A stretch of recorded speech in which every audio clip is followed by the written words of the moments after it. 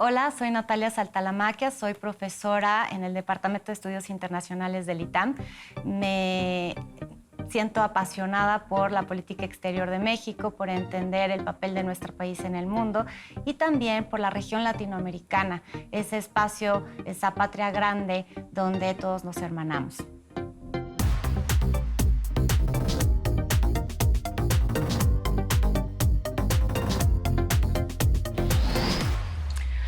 Natalia, hemos tenido unos meses en Latinoamérica. ¿Cómo los definirías? Atribulados, complicados, sorprendentes. Sorprendentes, ¿verdad?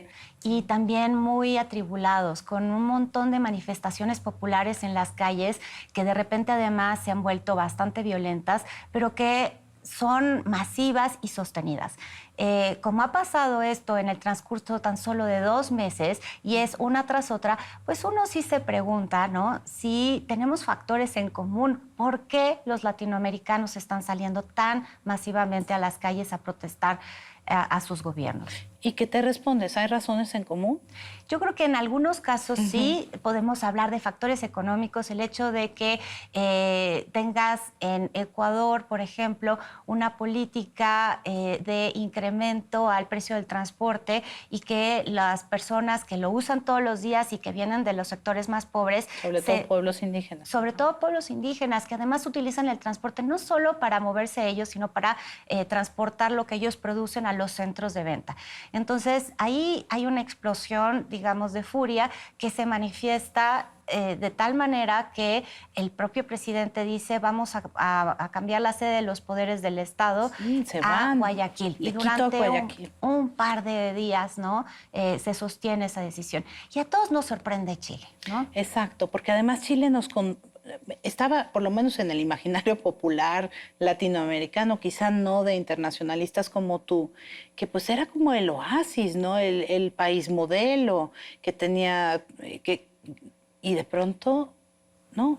Bueno, el país modelo en 2 sentidos. Uno, que transitaron de una dictadura horrible, ¿no?, de Pinochet en los años 90 y lograron una estabilidad democrática por la cual se alternaban en el poder distintos colores políticos sin ningún sobresalto. Y modélica también porque se logró un crecimiento económico sostenido que no es fácil en nuestra región y se logró disminuir la pobreza, que hoy en día es una de las tasas más bajas de América Latina. Entonces, ¿cuál es el problema? Pero entonces, ¿qué pasó? A ver, claro. Natalia, cuenta. O sea, de pronto suben el precio del metro y algo más estalla desde adentro. Y es lo que estamos buscando, porque no parecería ser una medida que fuera realmente impactar tan profundamente el ingreso de la gente cotidianamente. Entonces ahí empezamos a entender que se habían acumulado 30 años de insatisfacción porque el pastel de la economía chilena sí que crecía, pero se estaba distribuyendo, se sigue distribuyendo de una manera muy desigual.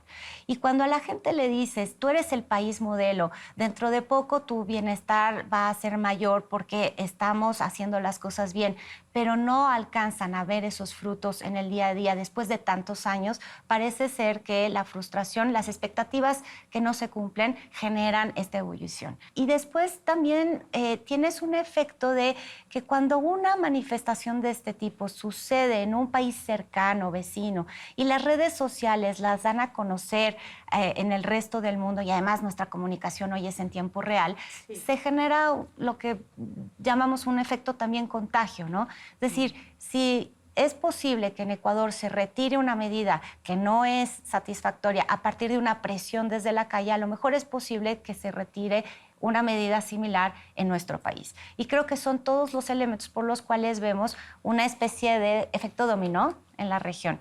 Y creo que justo por eso nuestros gobiernos, todos, incluyendo el de México, deben de estar atentos a ser mucho más sensibles con las medidas que estén tomando para los ajustes económicos, porque este efecto contagio está ahí prendido, ¿no? ¿Cómo te transforma la visión de tu propio país estar al pendiente de los otros?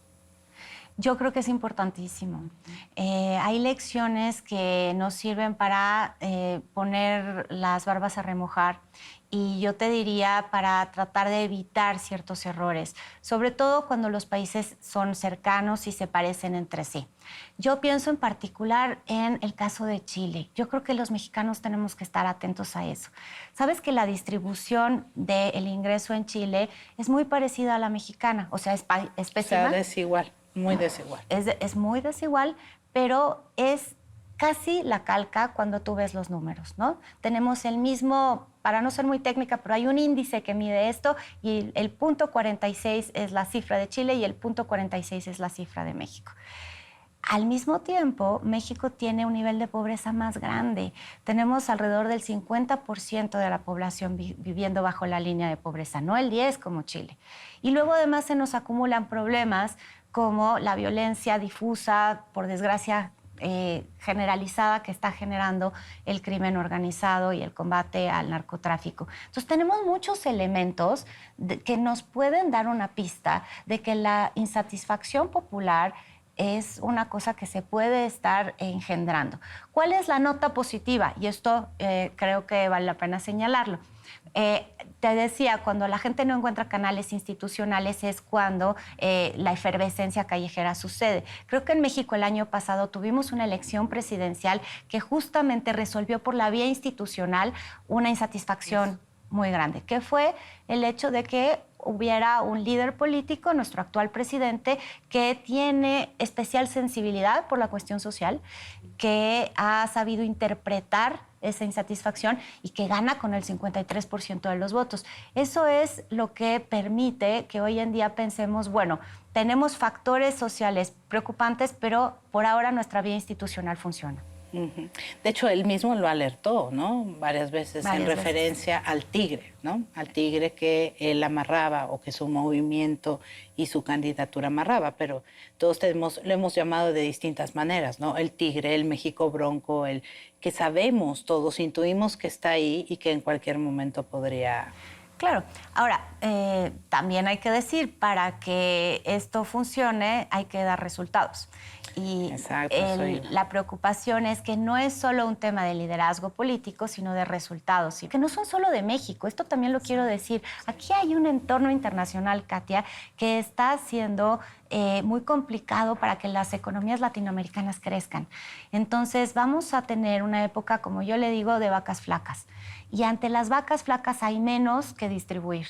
Y ahí hay que tener una sensibilidad especial para ver cómo le hacemos los distintos miembros de la sociedad para llevarse un pedacito del costo, pero no todo el costo siempre para los más pobres. Hay una lección que en todo caso vendría esta vez de Bolivia, que es un gobierno que tiene de una fuerza política llamada Movimiento al Socialismo. Y ellos se definen como socialistas y han tenido un enorme trabajo de inclusión de los indígenas que habían estado rezagados en Bolivia históricamente, ¿no? Lo que han tenido claro es que el socialismo tiene que tener estabilidad macroeconómica para poder rendir los frutos necesarios. Y así lo llaman ellos, socialismo con estabilidad macroeconómica. Pues Lula decía que el gobierno era como un violín, ¿no? Que se tomaba con la izquierda y se tocaba con la derecha. Bueno, además sí, claro. Creo que cuando los líderes de izquierda llegan al poder se dan cuenta que hay que tener una suficiente cuota de pragmatismo para colaborar con todos los actores políticos y sobre todo con los económicos. Y hay que permitir, ¿no?, que la clase empresarial, la que produce, la que innova, también tenga un entorno que le permite invertir, generar empleos, etcétera. Son equilibrios difíciles de lograr. Y bueno, nos falta no es pequeño, es enorme país, Argentina, que además ahorita acaba de tener unas elecciones y hay un regreso del peronismo, que es la izquierda. Eso es. Viene Alberto Fernández, que es el nuevo presidente, que es compañera de fórmula de Cristina Fernández de Kirchner, sí, ¿no? Y le propone a nuestro presidente un frente progresista. En algo se parecen Andrés Manuel López Obrador y Alberto Fernández, que es que se colocan en una izquierda que quiere ser pragmática en muchos sentidos, ¿no? Es mucho menos radical o ideológica, no está dispuesta a generar una grieta regional de las izquierdas y las derechas, sino al revés.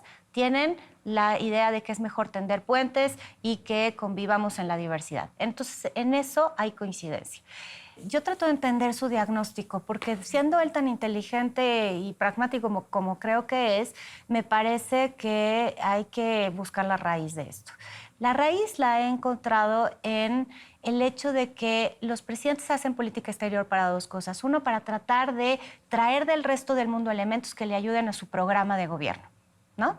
Y creo que él en la Cuarta Transformación no encuentra que los proyectos principales que tiene adentro se puedan beneficiar de participar en el G20 o se puedan beneficiar de tener giras internacionales a Europa o incluso a Sudamérica.